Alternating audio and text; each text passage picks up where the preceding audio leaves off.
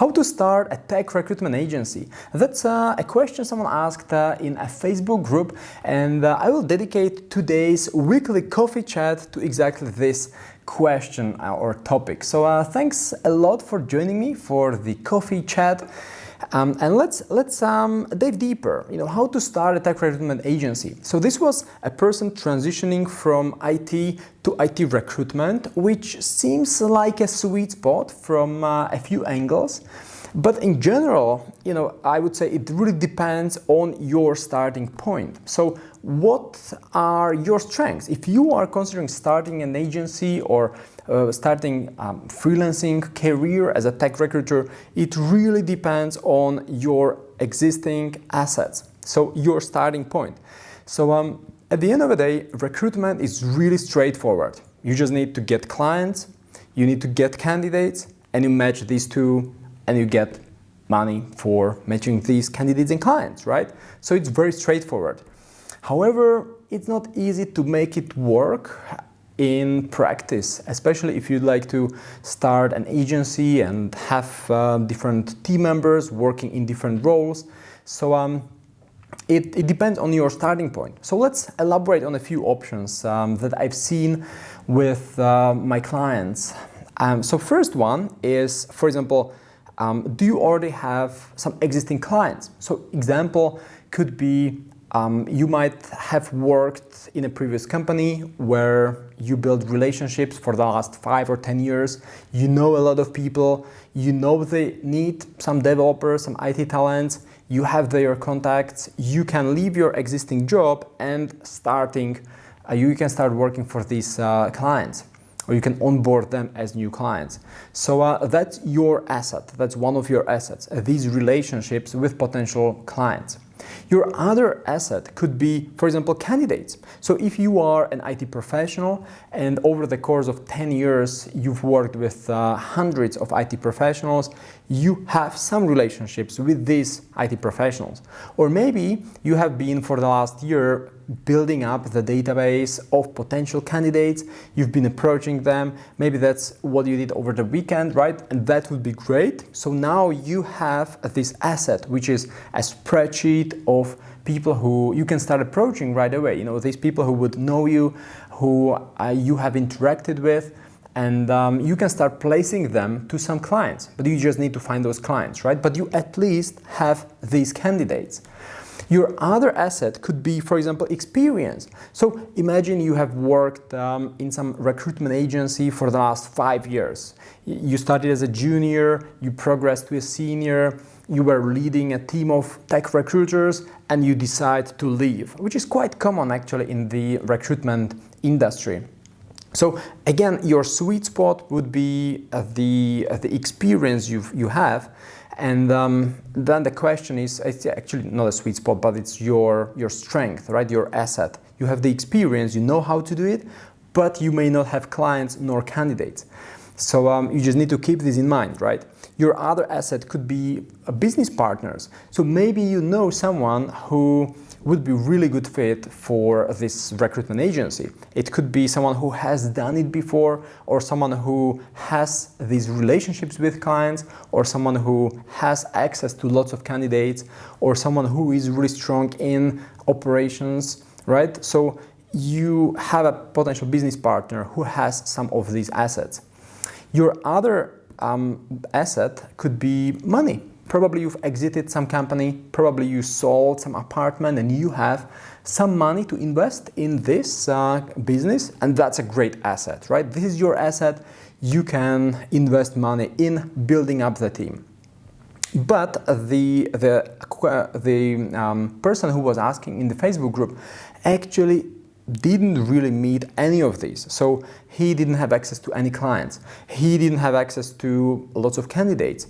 He didn't have pretty much any experience related to tech recruitment.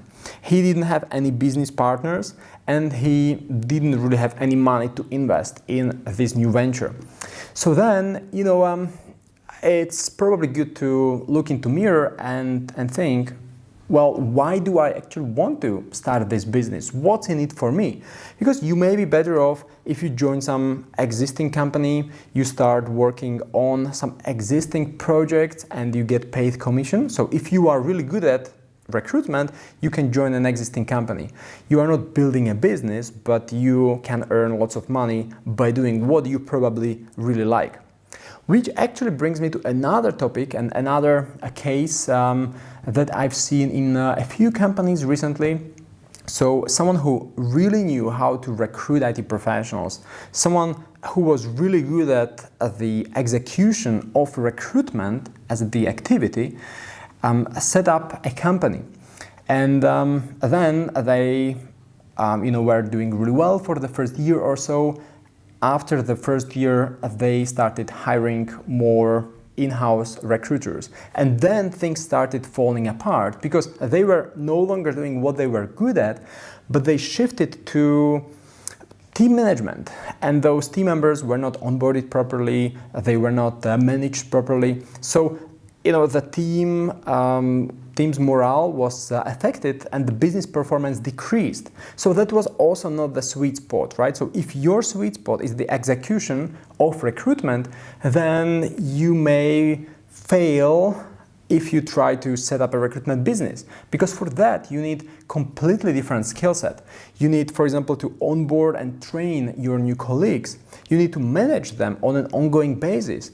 You need to for example, manage your cash flow, because in recruitment you will not get paid upfront or when the job is done. You will get paid later. Okay, so people who you hire, you need to start paying right away, but your clients will pay you after 3 months, after 4 months. Some clients may never pay you, right? So you will face some other challenges and obstacles related to lawsuits or whatnot. So It comes back to what are your strengths and what are your assets. So personal strengths, your preferences, what are you really good at, what would you like to do, why are you even trying to set up the agency. It's really good to go through this mental exercise because it will reveal if it is actually a good idea to set up a recruitment agency in your specific case. And then think about these assets. Do you have already existing clients that you can start working for right away? Do you have a database of potential candidates? Do you have some experience that you can start utilizing right away? Because if you need to start learning it, then it will be very inefficient. Do you have some business partners who could help you execute your vision? Do you have money to invest? Because it's not cheap, right? It may seem easy to purchase some applicant tracking system, create a website, but there are some ongoing costs that you need to pay. So it's just good to have some money to invest in this kind of business in any case, like with everything else.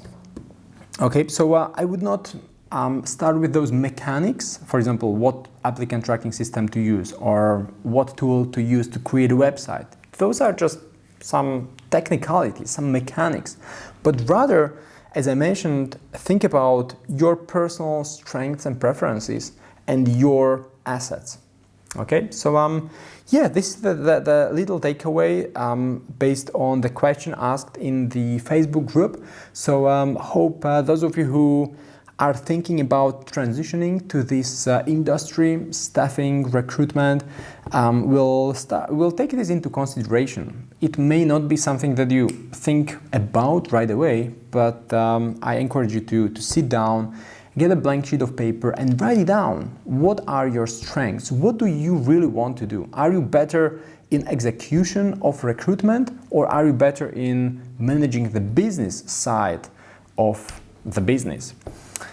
Because you may fail as those companies that I was consulting for, and it's not a pleasant situation to be in, right? You think you are really good in recruitment, so it feels natural, right? Like it feels like a sweet spot to get more people on board, expand. But without proper management, without proper onboarding, without proper KPI tracking, without proper cash flow management, your business may fail rather quickly.